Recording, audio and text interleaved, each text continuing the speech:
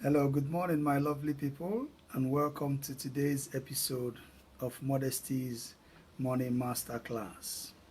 Right, today is another Monday, another beautiful day, another wonderful opportunity for us all to gather here and educate ourselves again on everything money.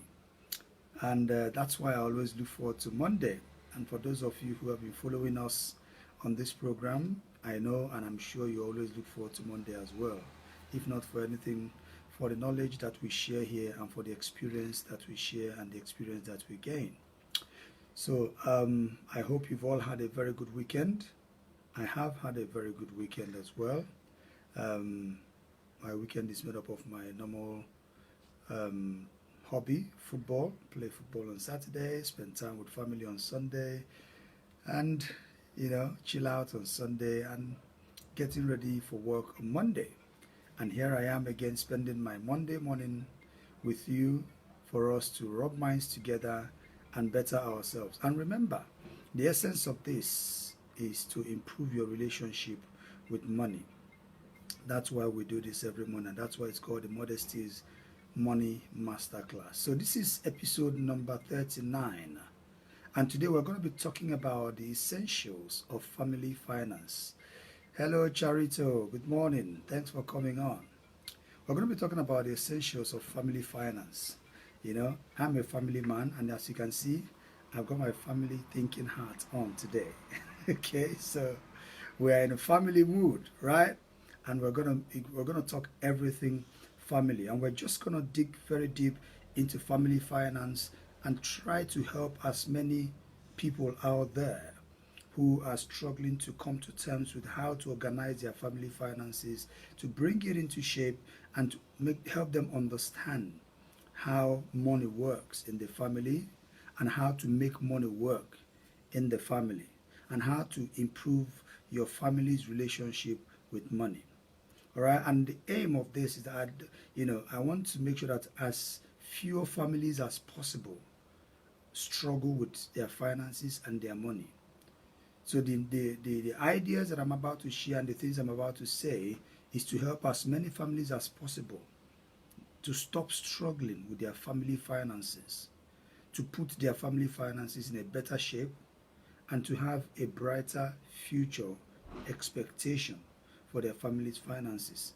And then when you're doing your family financial planning, I hope some of the things we say here will help you, in bringing that family financial planning into perspective and in line with your goals and objectives. Okay, because personally, I've experienced what it is like for a family to struggle with their finances. Whether it is coming from not a very rich family, where I know what it feels like for finances to be very tight. As per my upbringing, and then as a family person who have come and raised a family abroad here, I also know what it feels like for finances to be tight. And I know what it means or what it feels like for families to struggle with their finances. So, based on these experiences and my knowledge in the financial circle and the financial world, I just want to help as many families as possible to bring their finances under control and to be on top of their financial future planning. And that's the essence of doing this. So we're gonna do this over a couple of weeks, right? It's gonna be like a series where we're gonna be talking about the essentials of family finances. Hopefully, after this couple of weeks, a lot of you who have listened or who have watched this will be able to put this into practice, and it will help shape your family financial future. Whether you already have a family or you're planning to have one, it applies to everyone. Whether you already have one or plan to have one, but as long as you have an ambition of having a family or you already have a family, this is really important that we pay attention to it. Some of the things that we'll be saying here today might be resonating with you immediately. It might be something that you have been looking for a solution to immediately. It might be something that you've been struggling with, already. And this might just be the information you've been looking for. But I don't know.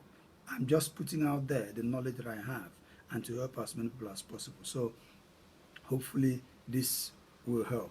Now, so when we talk about family finances, we need to understand that the family is a microeconomic unit of the macro economy of any nation or any country or any geographical location, right? No matter how many units it's broken into, the very micro units is the household. So every country you can think of, every government you can think of, they always consider the average household whatever when they are looking at the index, economic performance index or whatever index you're looking at. The unit is always, or the basis of that analysis is usually the household. If you come to a place like England, they will always analyze, the average household credit card, the average household spending, the average household mortgage costs, the average household holiday costs. So it's always broken down into household. What does that tell you? Now the household and the family. Hi, I'm a Diamond. Thank you for coming on. Well done. They always break it down to the household, right? And it simply means that the household is the very basis of the economic foundation of every nation, especially the progressive nation. So every nation that progresses has a higher percentage of progressive household. And that's why the household or the family finance is very, very important. If majority of the household, I'm using the majority because I know not every household will get it right. Because not every household has the mindset to put their finances in order. Not every household might have the capacity to do things the way they want to do it because of one thing or the other. Not every household will even be keen, to apply the knowledge or to even go and seek the knowledge. For those of you who are listening and who are watching, it simply means that you already have the desire to make your household finances better. And that's why you are here seeking this knowledge and listening and watching to see how it is that we can, better our household finances. Okay? So that's to tell you why it is important that we talk about household finances. The other reason it's important is because money is one of the least talked about things in families. Not too many families sit down and talk about money and talk about what happens with money and to money in their household. It's something that a lot of people shy away from. A lot of couples shy away from. A lot of families shy away from. Husband and wives rarely sit down to talk about their family finances. Mother and daughter rarely sit down and talk about their individual finances. Son and father, parents and children, even in-laws and their, these are conversations that should be had. But because of the sensitivity of these conversations, it's often avoided.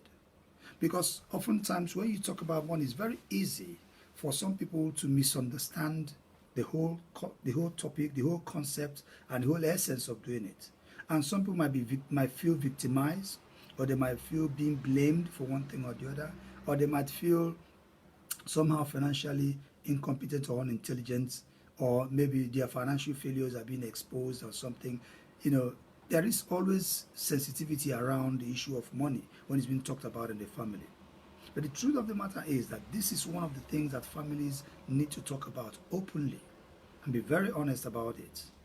Because you cannot run a family without money. And if you cannot run a family without money, why would you shy away from discussing it, from talking about it? So if there is something to be talked about in terms of your family finances, sit down and talk about money. Sit down with your spouse, talk about money. Sit down with your child, talk about money. Sit down with your in-law, talk about money. Don't shy away from it, because when you talk about it, if there is a problem, that's when you identify it and then you start looking for solutions. And the earlier you talk about it, the earlier you avoid the pitfalls. the earlier you avoid all the traps and all the failures that comes with lack of management of that money, and then you will identify early enough, you spot a problem early enough before it starts rearing its ugly head up. And so if you need help, you go and start seeking help immediately, because you already know that there's a problem, and because you identify that problem early enough before it escalated. That's why every family, every household needs to be talking about money. Okay, don't shy away about it. Okay, so let me get into the nitty-gritty of what we are talking about today, about family finances. One aspect I want to, the first aspect of family finance I want to talk about today is the income, family income. So what is the, so when you talk about the family income, it's important that the family or the household knows what the household income is. Income is what puts money in the household pocket, whether it's in your bank account or it's in a joint account or wherever the family money is held. Whatever activity that brings money into the household on a regular basis, okay, that is where the income. Hi Gozie, good morning, thanks for coming on. All right, so yeah, if you're on here live, I would, let me just say something.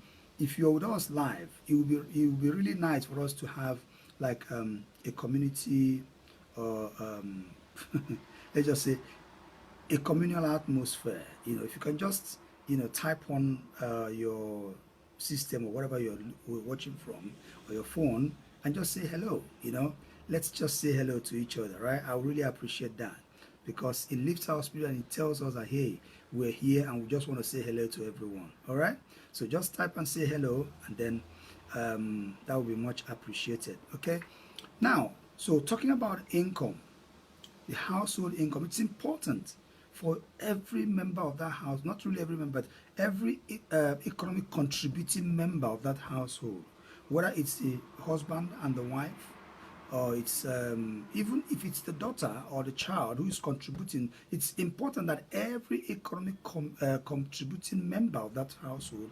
understands how much is coming into the household. What is the monthly household income? Okay, are you hi, hello Gazier, thank you very much. Are you earning that? What is, are you employed or self-employed? So how much is coming into the household? That is very important for everybody to understand. Okay, if both spouses are working and earning money, it's important that both of them understands what the monthly household income is, because that's where you begin to understand, you know, where you are in terms of what is coming in. Because if you don't know what is coming in, it will be difficult for you to decide what goes out and how it goes out. All right.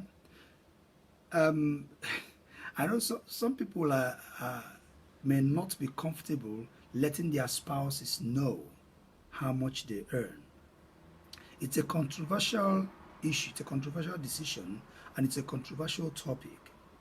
But I'm talking about, you know, a standard, normal family financial practice, right? Ignorance of what the household income is, the dangers of it outweighs the advantages of knowing what the financial income is for the household. So it's more dangerous for one party or for one economic party of the family not to know exactly what the household income is. How much do we earn in this house on a monthly basis? Because that exactly is what determines what sort of expenditures you are expected to make. That determines exactly what sort of expectations one person has of the other, and what you're expecting the household income to do for you as a member of the household income. So if you don't know how much you are earning as a household, how do you know how to spend it, or what to spend, or how much to spend? And because a lot of people don't know how much the household income is, some are likely to be spending some are likely to be spending beyond what they earn. Okay? Because it is now a case of, well, I think we have the money, so I think I should spend it. All right?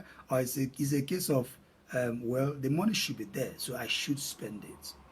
So you're spending out of ignorance because you don't know what the household income is. Hi, Kingsley. Good morning. Thank you for coming on, brother. Right. You're spending out of ignorance because you don't know how much the household income is. The other important thing to also know about income when it comes to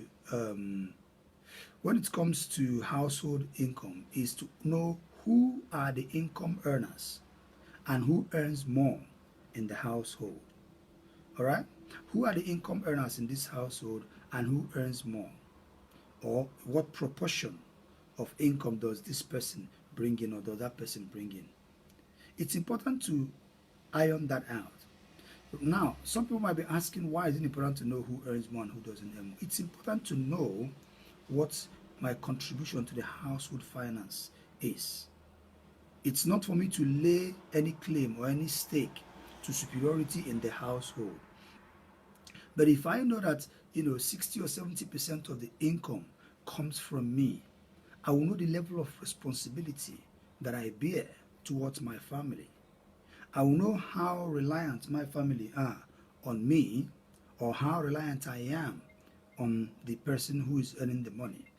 Okay? So, and if we know who earns what and who earns more in the family, and we know the level of responsibilities we bear, it will help the other party to understand how much of a supportive role they are to play outside of the financial circle.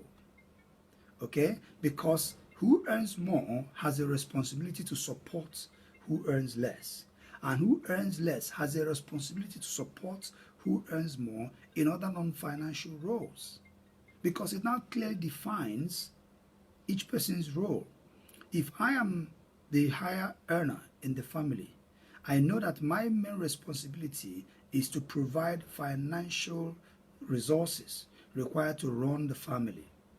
If I'm the less financial earner, I know that my main responsibility and contribution isn't in the area of financial resources, but in other non-financial roles that I'm going to be playing, I'm going to be devoting more time to it. And then I'm going to allow this person who earns more to devote more time to earning for the family while I play the supportive role. So the weight of expectation on each person will not be too much. So that when the person who is earning more is doing more to earn more, the person who is not earning that much in the household will know and be able to tolerate some of the things that this person does to bring more money into the family. And then they will help them to strike a balance. Okay? Apart from, because if you don't have that knowledge of what each person brings into the family, there is that confusion, and there is no clear line of demarcation of responsibility, in terms of financial and non-financial roles, there will be conflict in the family, and it will be difficult for financial management in the family to be established, because that conflict and that confusion that comes with without each person's role being clearly defined by virtue of their financial contribution, it kind of messes up everything, right? So now, when you now know how much is coming into the household, okay, who's bringing in what and who's bringing in what, it does not entitle anybody to anything special, because it's important that financial equity and equality is maintained in the family, that nobody feels more financially superior than the other or uses their financial superiority over the other person, because what you are bringing in financial terms, the other person is compensating for in non-financial roles. All right. I'm gradually turning into a family counselor here, but that's not what I'm here to talk about family finances. But these things are intertwined. You cannot separate one from each other. Everybody who is a financial contributor to the family has a role to play. So in a family where the two spouses are working, it's very important that each of them come together to understand what each person is bringing and what each person is bringing in, and that share of responsibility, so that when it comes to say expenditures, the burden of expenditure should also be in equal weights of the volume of contribution from each party, so that you don't bring in less money and then more expenditure weight is laid on you. So you can only you'll be allowed, or you will be expected to spend just out of what you're earning, and who's earning more will be expected to spend more because he or she is earning more. So, and then there are situations where one of the spouses may not be working. It's only one income earner that we have in the family. That's still absolutely fine, as long as that income earner is bringing in is enough to solve the family problems, financial problems, and enough to put the family on a very sound financial footing. Okay?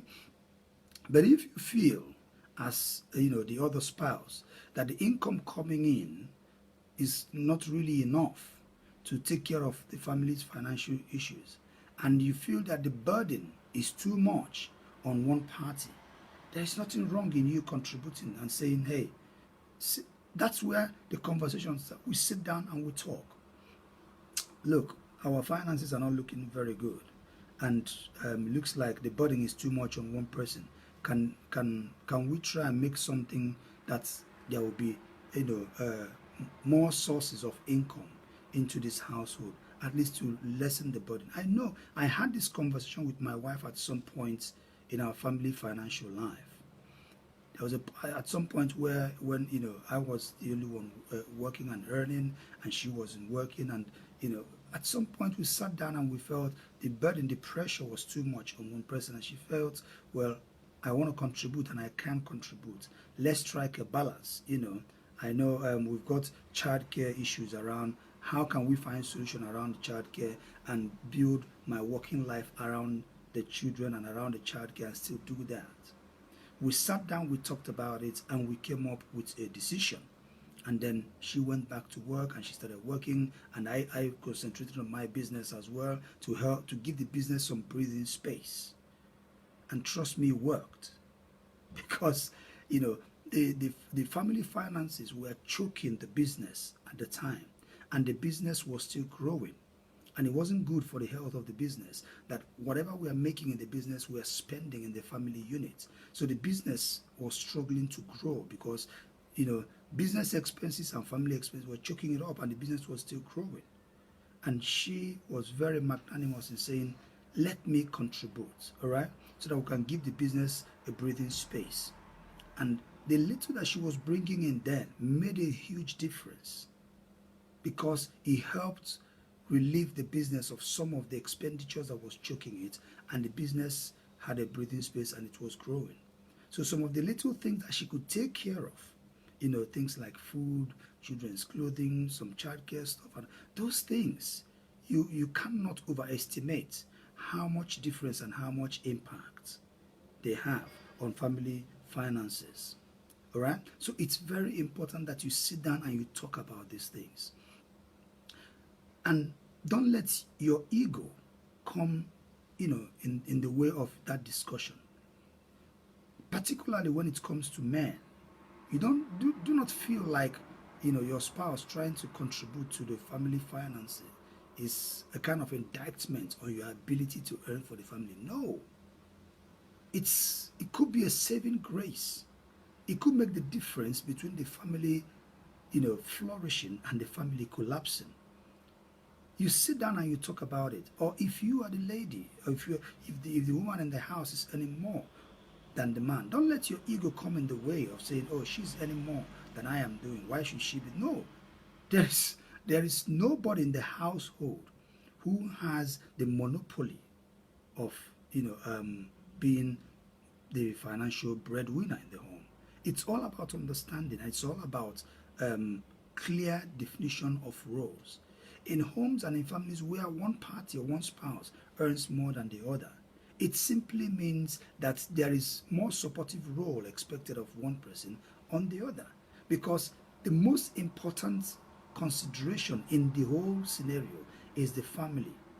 What works best for the family? The family interest should be put ahead of any personal or selfish interest. Okay, and that's where the income consideration comes in. So when you now know how much is coming in, who's earning what in the family, and what consideration should we give in terms of income in the household, you will now ask the question: do we need to increase the family income, and by how much? Because by then you would have known what you need as a family to survive. If, for example, in the UK, you know that as a family, we pay rent, we pay heating and gas, we pay electricity, we pay water, we pay council tax, we spend on food, petrol to go to work, or bus fares or train fares to go to work, maintenance for the car and for the house, stuff like that. You know roughly how much you need in a month to keep the family afloat and still be able to save something. So if you know you need roughly £2,000 a month to run a home, and you have looked at your family finances and you are earning £1,500, clearly you are earning less than what you need in the family. So you now sit down and say, do we need to increase our family income? And by how much do we need to increase it? What do we need to do to increase it to that much? So maybe one party might have to increase the number of shifts they do at work to make up for the gap in the family's finance.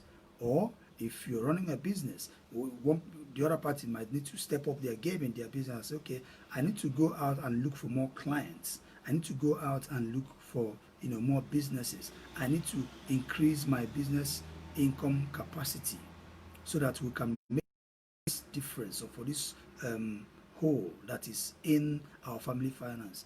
Hi Babatunde, good afternoon. Thanks for coming on.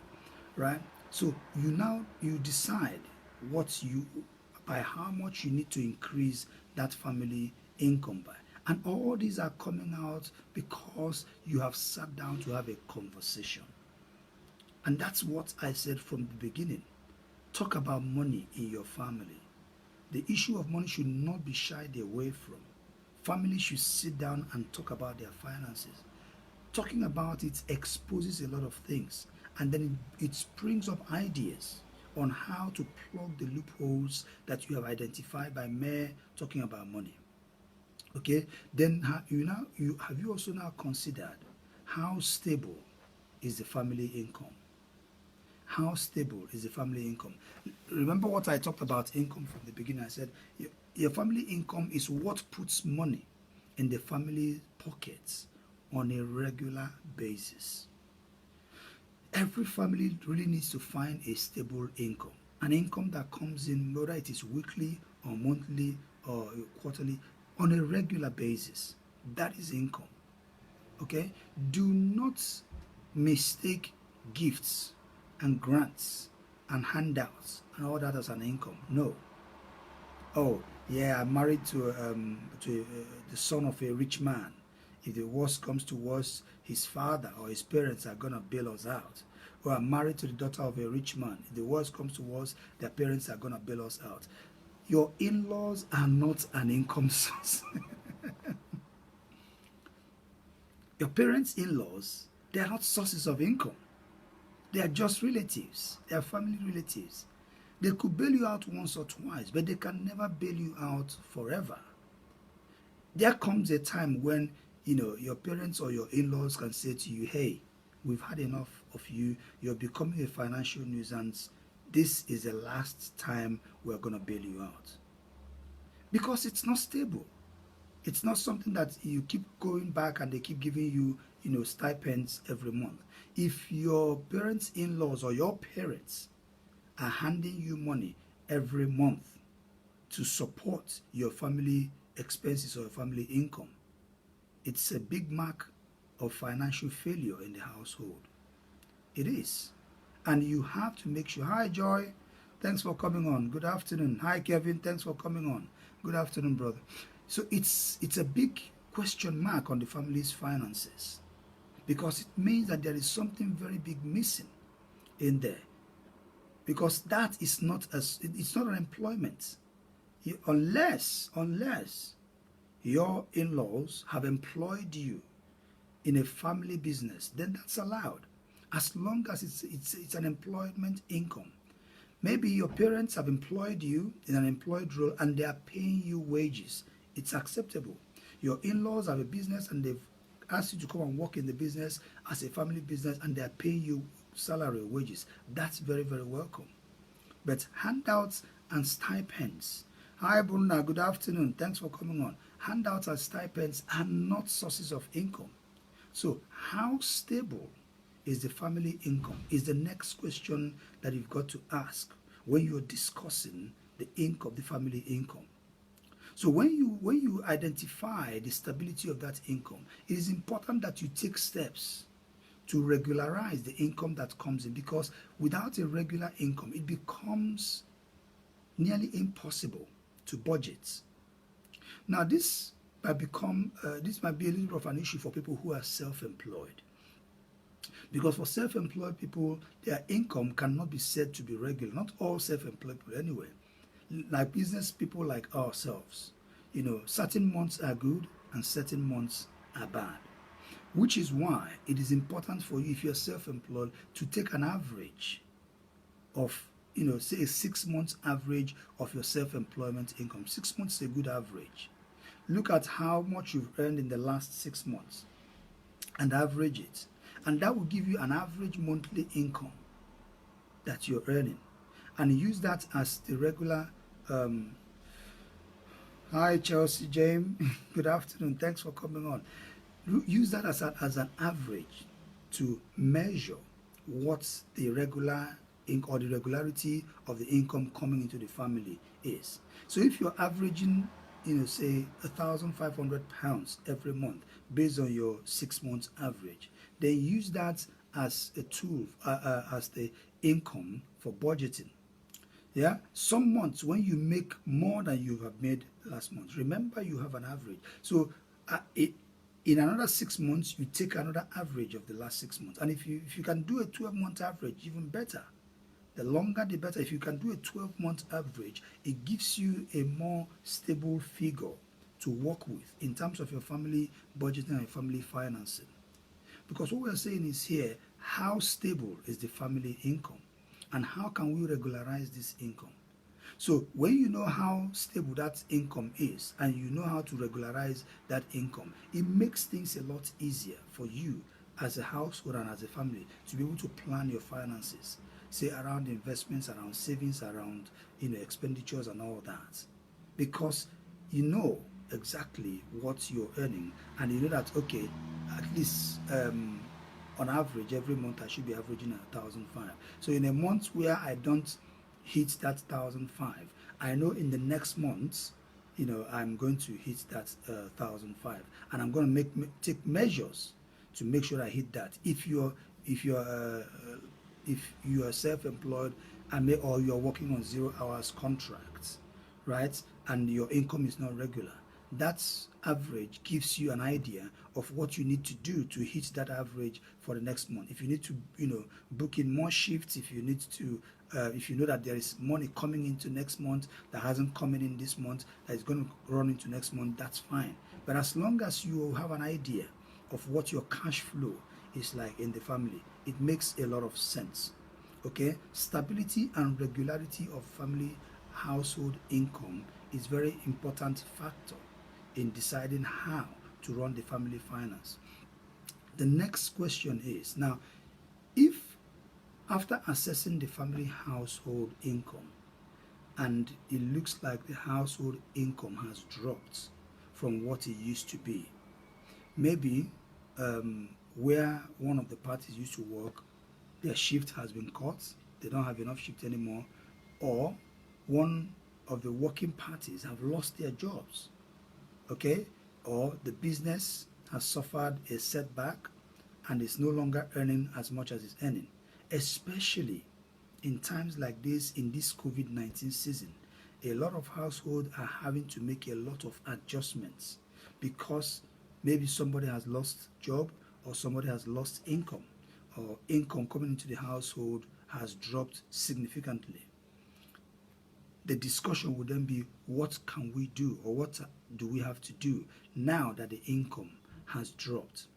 Okay, it's the conversation that you need to do. That is when the budgeting tool becomes very, very important, and reviewing the family budget becomes very important.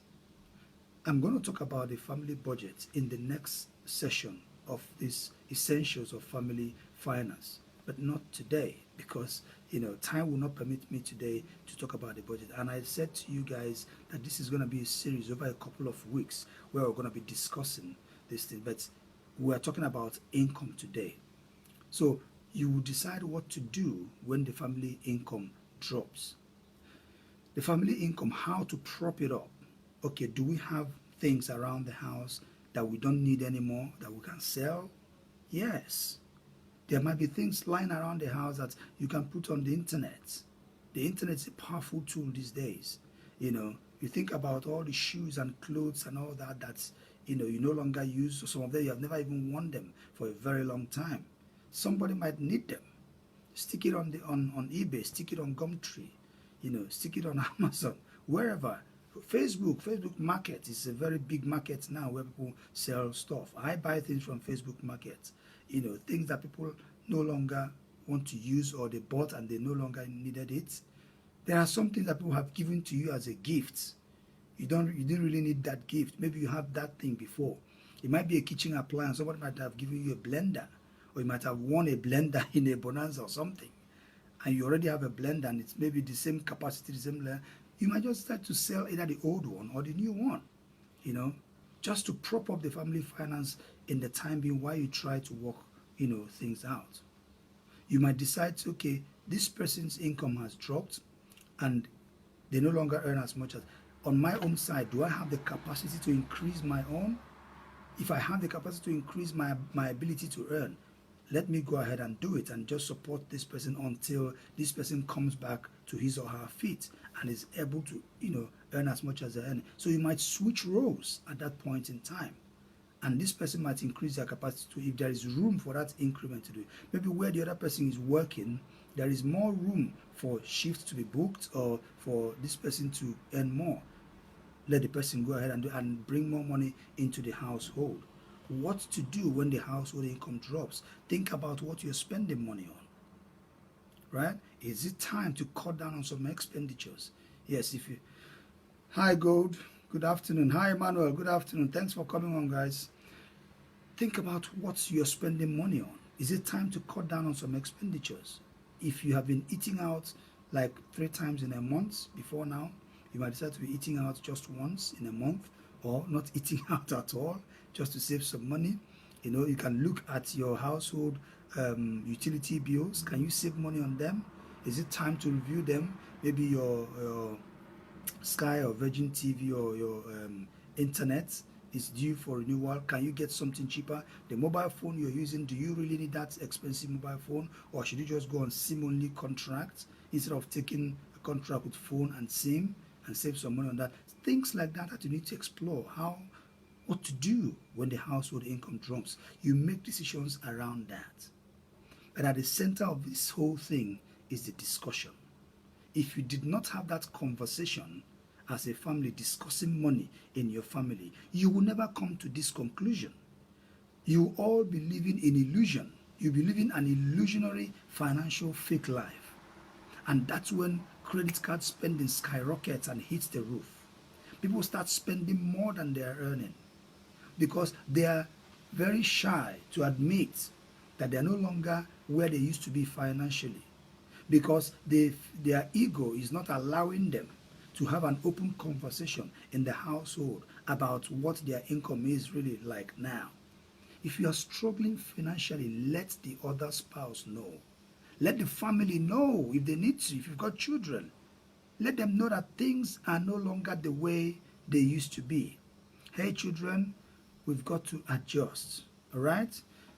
For some time now, you may not have some new clothes, so the ones that you have, please look after them very well. Hey, for some time now, I may not be able to buy you toys because I'm struggling financially now, but we need to adjust. Hey, we used to go to McDonald's twice every week, but now we may not have to be doing that every week anymore. It might be just once in 3 weeks, or just bear with us for some time. Have that conversation. There is nothing wrong in admitting that there is a financial problem and we need to fix it. And if your children know that you are very objective and very honest about your financial situation, the understanding will improve and everybody will be on the same page. Rather than hiding the reality from everybody else and then spending on credit cards and borrowing and then sinking the family financial ship even further. Rather than looking for a way to dig yourself out of the hole, the more you borrow and the more you spend beyond that income, the more you're sinking the family financial ship. All right? But if you come to terms with the reality, you sit down and you put heads together and you look for ways to live within your means and ways to increase the family income. Okay? The same thing on the other way around. If the family household income increases, what do we do? Yeah, to some, it might be a time to buy a new car, a time to go on more holidays, a time to buy a bigger house, a time to buy more expensive clothes. Fine. If you are earning more and the family household income increases, share it as well. Hey, guys, we've got some extra money now to, coming into the family household, but we really need to decide what we do with it. We've been wanting to move home into a bigger house. Do we really need a bigger house? Is this one okay? If this one is okay, why do we need a bigger house? We've been wanting to change our car. Do we really need to change it? The one we have now, does it serve the purpose, or do we just want to change it for the sake of changing it? If it doesn't need changing, why do we need to change it? But if it needs changing, change it. And change it for good reasons. And then strike a balance.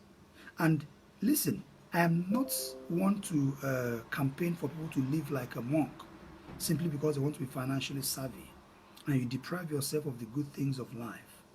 If you've worked hard for your money, it's important that you enjoy the fruit of your labor. But it's also important to strike a balance that when you are increasing your expenditures, make sure that whatever is paying for those increased expenditures is sustainable and there is adequate improvement in your savings and your investment attitude. Don't just upgrade your expenses, upgrade your savings and your investment as well. It is only when you have upgraded your savings and your investments that you will now begin to look at extra things you can spend money on. So if you've been saving, say, £200 every month, and then you have extra £300 coming into your account or into the family's household, the first thing you should do is to increase your savings from £200 to, say, £300, and increase your regular investments. If you've been doing 150 before, add another £50 to it. So that's one. So at least 50% of what's coming in extra is going into savings and investments. So I now know I have extra £150 to play around with. I can now decide what other pleasures I can afford if I have done my savings and investment upgrade. That's the first place to allocate the extra resources first. Not when you are earning extra, you've been thinking, aha, I've been eyeing this Jaguar F-Space, I've been eyeing this Hyundai i20 for some time. I've been eyeing this, wristwatch. I saw this wristwatch somewhere. I've been saying to myself, I deserve this thing. And the moment you get extra money, you just plunge it into that extra expenditures. That's you eating away your financial future immediately. But save and invest first and then spend the rest. Okay? Don't spend first and then save and invest the rest. When your household income increases, increase your savings, increase your investments, and then spend the rest. That is a better way to manage that income. All right, folks, that's it for today. This is just income that we've talked about. And, we've taken the whole time to talk about income. There is a lot more to come in the next Mondays to come, right? We're going to take our time and we're going to break down the family finances and how to help us improve our family and household relationships with money. So thank you very much for being here, and please do us a favor, as we always ask. If you found this helpful, we would like to have your feedback. Drop us a message on any social media platform where you're watching this and let us know what you think. You can share this video if you think there is anybody or any group of persons who needs to hear this or who need to watch this. Feel free to tell us, even if we have done very badly. Please tell me. Even if my heart looks bad, tell me that, hey, your heart is horrible. Don't ever come to scream with it again. I will listen, right? So I am open to every form of opinion and feedback, because no feedback is a bad feedback.